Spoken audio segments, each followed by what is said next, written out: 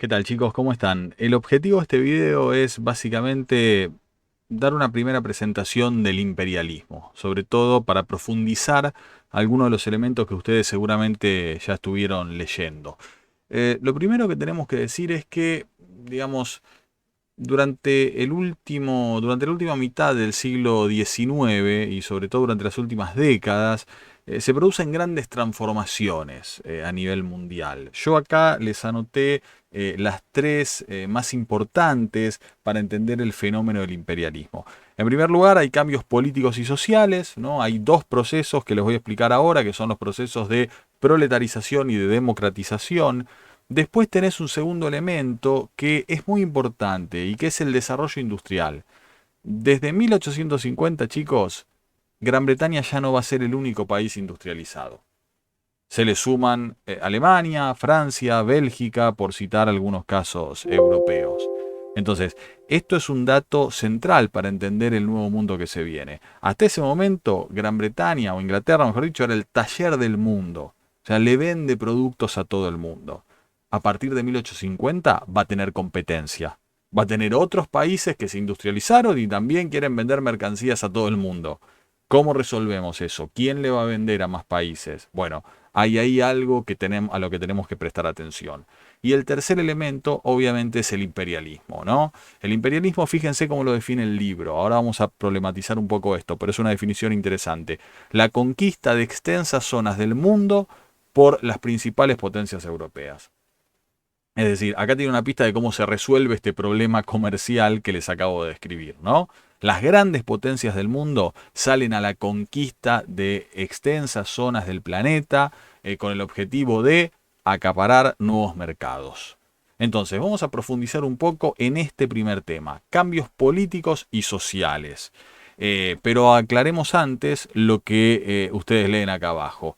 Estos cambios van a generar tensiones, conflictos que con el paso del tiempo nos van a ayudar a entender la Primera Guerra Mundial.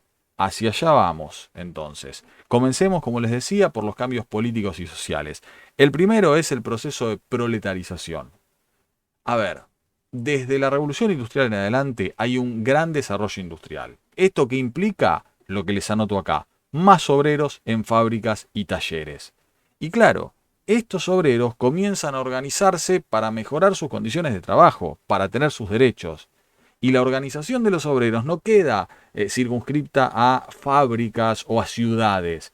Empiezan a decir los obreros, tenemos que unirnos los obreros de todo el mundo y crear alguna serie de instancia o algún organismo internacional que nos represente. Y surgen así, chicos, la primera internacional en 1864 y después cuando ésta se separa, se pelea por discusiones internas de sus miembros, va a surgir la segunda internacional de los trabajadores en 1889. ¿Cuál es la consigna que guía esto, chicos? Acá está. Marx y Engels escriben en 1848 en el Manifiesto Comunista, proletarios del mundo, uníos, es decir, trabajadores del mundo, únanse. Tienen que unir fuerzas para luchar contra la burguesía, para que se les reconozcan sus derechos y sobre todo para construir un mundo sin opresores ni oprimidos. Bueno, este es un dato entonces de la segunda mitad del siglo XIX que tenemos que tener en cuenta. Hay en marcha un proceso de proletarización. Los trabajadores están tomando conciencia de sus derechos y se están uniendo para luchar por los mismos. Pero a su vez hay otro gran proceso, chicos, que es el proceso de democratización. O sea, con el avance de las sociedades surgen reclamos de la ciudadanía por ampliar su participación política. Piensen, chicos, que en principio la política era una cosa que resolvían tres o cuatro personas. Se los llama gobiernos oligárquicos, ¿no? La oligarquía, un pequeño grupo de personas que gobierna en su propio beneficio. Entonces, claro, cuando crecen estas demandas que yo les anoto acá por ampliar la participación política, la primera reacción de la élite es oponerse. Está claro, poner trabas, poner excusas. Y, por ejemplo, una de esas trabas, una de esas excusas es el sistema de voto restringido o censitario.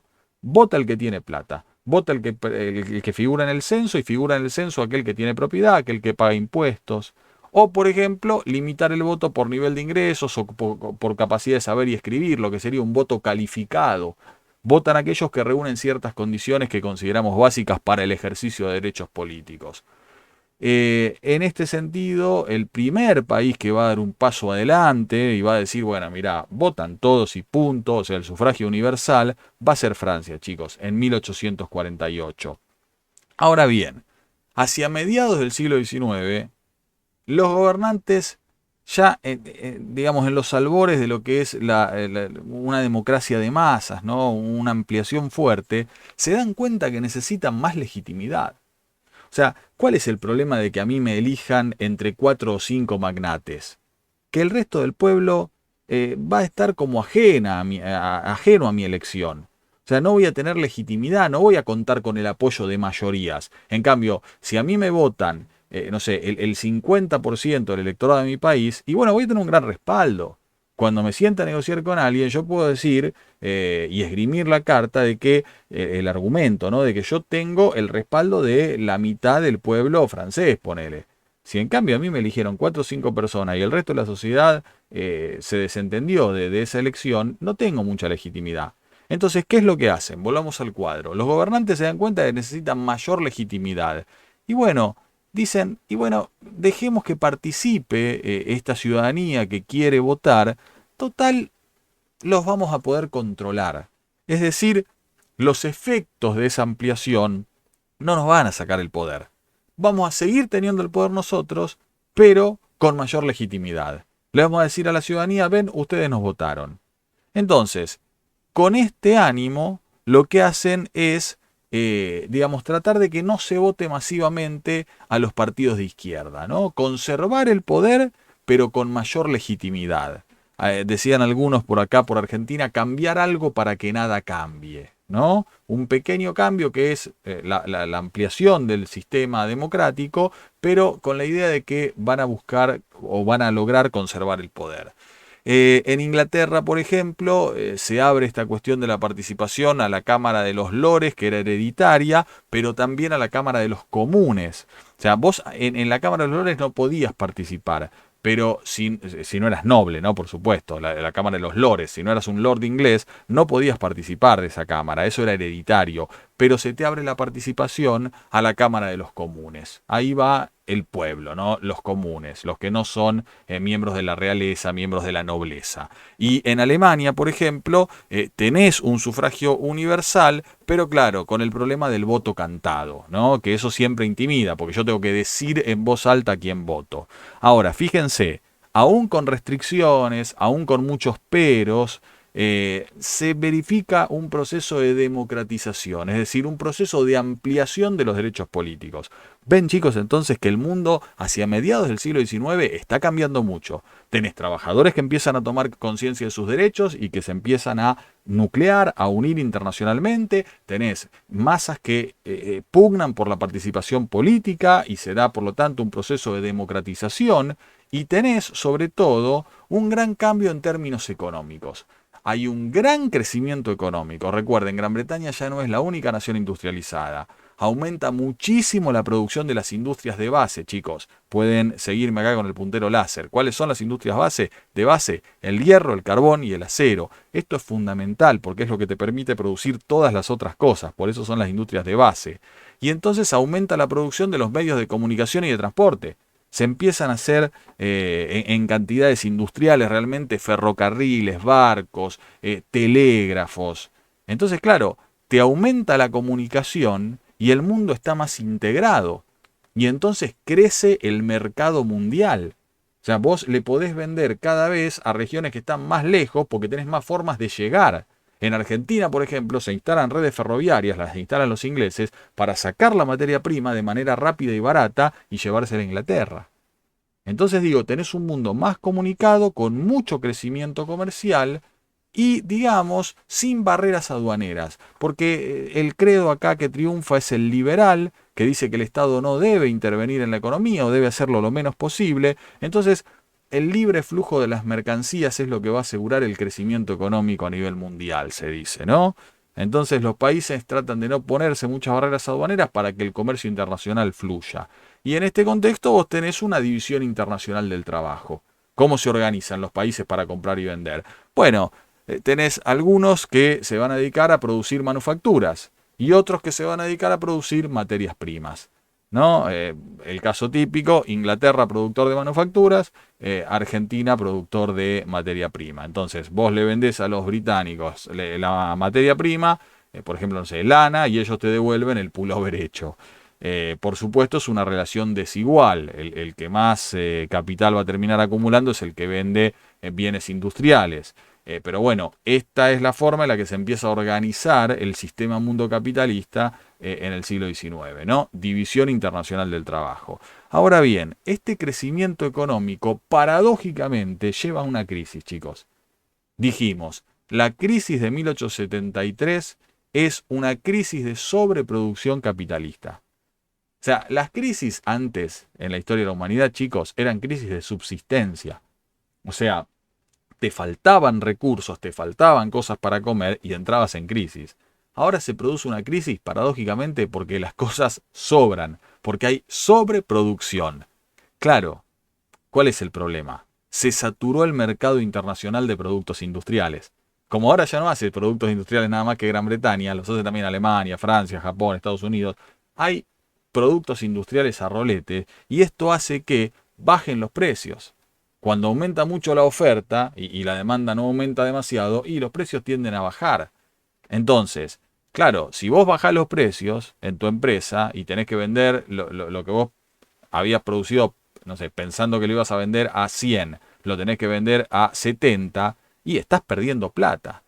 Entonces, como bajan los precios, caen las ganancias de los empresarios.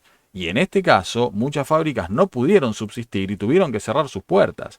Y cuando cierran las puertas las fábricas, también entran en problema los bancos, porque los bancos tal vez le habían dado préstamos a esas fábricas pensando que iban a crecer, y cuando se vino esta crisis, las fábricas no pudieron devolver los préstamos y se producen quiebras de bancos. Entonces tenés lo que los contemporáneos llamaron, chicos, la Gran Depresión. O sea, fíjense qué paradójico, repito, la economía crece, el mundo es pujante, bla, bla, bla, y te estalla una crisis de sobreproducción. Como sobran los productos, se genera una crisis. Y se genera la Gran Depresión, o sea, se genera una crisis de una magnitud impresionante. Ahora bien, ¿cómo hacen los países para salir de esta crisis? ¿Cuáles son las principales salidas? Bueno, la mayoría de los países aplica medidas proteccionistas. O sea, tengo problemas con mi industria y bueno, protejamos la industria. ¿Y cómo haces para proteger la industria de tu país? Fíjense acá en lo que estoy señalando con el puntero láser. Prohibir o disminuir la importación de materias primas, alimentos y bienes industriales. ¿Qué es la importación? Es comprar productos del exterior. O sea, si mis fábricas no están vendiendo, no voy a comprar productos del exterior para que haya más competencia todavía para mis industriales. ¿Está? Dejo de comprar o disminuyo las compras. Entonces, por ejemplo, no sé, si nosotros hacemos zapatos, ¿no? Y los zapatos no se están vendiendo, no vamos a traer zapatos importados de China o de Brasil, ponele, para que encima los zapateros argentinos tengan más competencia, las fábricas de calzado, y no las puedan vender. Empeorás las cosas. Entonces los países empiezan a poner barreras aduaneras. Te dicen, mira, vos querés vender en mi país y la cosa no está fácil acá. Si querés te dejo, pero te cobro un arancel aduanero del, no sé, del 20%. Y ahí ya se complica la cosa, ¿no? El único que no hace esto, el único que no implementa medidas proteccionistas, trabas para proteger la industria, es Inglaterra, que se va a aferrar al liberalismo económico. Pero el resto de los países sigue por este lado, ¿no? Se cierra y protegen sus industrias. Otra salida se da en el ámbito de la producción. Empiezan a haber procesos de concentración económica, chicos. O sea, las empresas más pequeñas no pueden subsistir y empiezan a ser, digamos, devoradas por las empresas más grandes. Las empresas más grandes empiezan a comprar a esas empresas que van quebrando y van quedándose con todo el mercado ellas. Entonces, claro, tenés un proceso de concentración del capital. El capital está concentrado cada vez en menos manos. Y además tenés un proceso que es la organización científica del trabajo, sobre todo el taylorismo, el fordismo, esto de ver cómo organizamos científicamente el trabajo para aumentar la productividad. para que un trabajador rinda más en sus horas de trabajo y así aumentemos las ganancias de ese modo, ¿no? Aumentando la productividad del trabajo, eliminar tiempos muertos, la famosa cadena de montaje. Bueno, se van a dar muchas innovaciones en este terreno, también un poco para salir de esta crisis. Y la tercera salida, chicos, ¿cuál es? El imperialismo. Es decir, si todo esto falla, ¿qué tenemos que hacer? Léanlo acá, fíjense. La competencia económica va a aumentar la rivalidad entre las potencias por el control de nuevos mercados. Esto es clave, chicos. Tengo que vender mis productos porque mis fábricas están cerrando y si cierran hay mucho desempleo y si hay mucho desempleo se prende fuego el país. Hay una crisis impresionante. ¿Qué hago con esas empresas que no pueden vender sus productos en mi país porque la gente ya no tiene plata? Bueno, trato de conseguirle nuevos mercados en otras partes del mundo para que puedan venderlos. Entonces, empieza una rivalidad fuerte entre las grandes potencias industriales por ver quién acapara más mercados y quién puede vender en esos mercados los productos que les sobran para tratar de salir de la crisis. Bueno, ahí tenemos, chicos, el origen del imperialismo. Fíjense cómo lo define un inmenso historiador, Eric Hobsbawm. Y él dice, bueno, el imperialismo tiene que ver con esto que está acá. Pueden leerlo conmigo. La competencia económica impulsó la rivalidad por el control de los mercados. Y miren los datos que te tira Hobsbawm. Entre 1880 y 1914, que es cuando estalla la Primera Guerra Mundial, la mayor parte del mundo fue dividido formalmente en territorios que quedaron bajo el gobierno formal o bajo el dominio político informal del Reino Unido, Francia, Alemania y los Estados Unidos. O sea, la mayor parte del mundo va a ser dividido y queda formal o informalmente bajo el control de estas grandes potencias. Obviamente las dos grandes zonas, nos cuenta Hobsbawm, que fueron totalmente divididas, son África y el Pacífico. Ahora vamos a ver cómo. Y este dato último es muy significativo de lo que fue el imperialismo, chicos. Aproximadamente una cuarta parte de la superficie del planeta, o sea, un cuarto de todo el planeta, fue distribuido o redistribuido en formas de colonias entre media docena de estados. O sea, los 6 países más poderosos de la Tierra se dividieron casi la cuarta parte de la superficie del planeta. ¿Para qué? Para vender productos, para acaparar nuevos mercados, para sacar materias primas baratas, porque estamos hablando de que los incorporan en calidad de colonias. Eso, chicos, fue el imperialismo. Y eso es lo que nos va a ayudar a entender los conflictos que vamos a ver en gran parte del siglo XX y fundamentalmente la Primera Guerra Mundial. Vamos a poner un ejemplo de esto. ¿Cómo se repartió África? Acá lo tienen, la Conferencia de Berlín. 1885. Se reparte África firmando acuerdos diplomáticos. ¿Qué es lo que había pasado? Bueno, este rey que ustedes ven acá, Leopoldo II de Bélgica, empieza a explorar la región, ¿no? Promueve la exploración de África. Y esto, claro, genera tensiones con las otras grandes potencias. Portugal pone el grito en el cielo, Gran Bretaña también, Alemania también, Francia también. Y este hombre que está acá, Otto von Bismarck, el canciller alemán, dice, mira, si no resolvemos esto pacíficamente, vamos a ir a las armas. Entonces, ¿qué es lo que hay que hacer? Bueno, reunámonos todos en Berlín en una conferencia y lleguemos a un acuerdo para evitar el conflicto armado. Fíjense cuál fue el acuerdo al que llegaron. Dividir África así como lo ven ustedes. Como si nosotros pidiéramos una pizza y nos repartimos las porciones, las grandes potencias se dividieron un continente entero. Y acá ustedes ven cómo, por ejemplo, esto que está en color azul son posesiones francesas. Después les recomiendo poner pausa al video y ver bien cómo se lo fueron dividiendo, ¿no? Acá tenés posesiones inglesas, posesiones españolas también tenés. O sea, las grandes potencias se van a dividir el continente africano. Otro caso de imperialismo, claramente, es la expansión en Asia, con el ejemplo de las guerras del opio, ¿no? En el siglo XIX, Inglaterra tenía una situación muy concreta. Compra té y seda de China, importa té y seda de China, pero no le vende casi nada a China.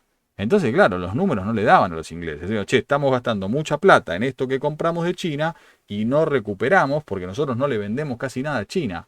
¿Qué empieza a hacer, chicos? Comienza a vender ilegalmente opio entre los chinos. genera un gran problema de adicción en generaciones de chinos para insertarse en el mercado. Obviamente el gobierno chino reacciona, va a haber guerras, acá están las fechas de las guerras, pero estas guerras concluyen con la victoria británica. O sea, fíjate que para conseguir nuevos mercados las potencias hacen cualquier cosa, hasta iniciar las famosas guerras del opio. ¿Cuál es digamos, resolución de este conflicto? Bueno, dije, la victoria británica, se abre el mercado chino a los productos occidentales y es el fin de la autonomía económica china. Entonces, acá tenemos ya una clara caracterización de lo que es el imperialismo, ¿sí?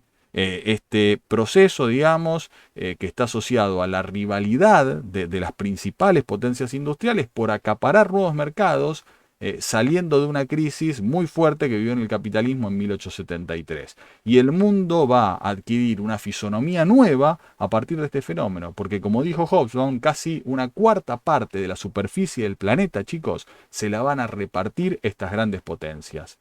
Y la rivalidad entre estas grandes potencias, la rivalidad entre estos imperios, va a ser la que genere tensiones que en 1914 hagan estallar la Primera Guerra Mundial.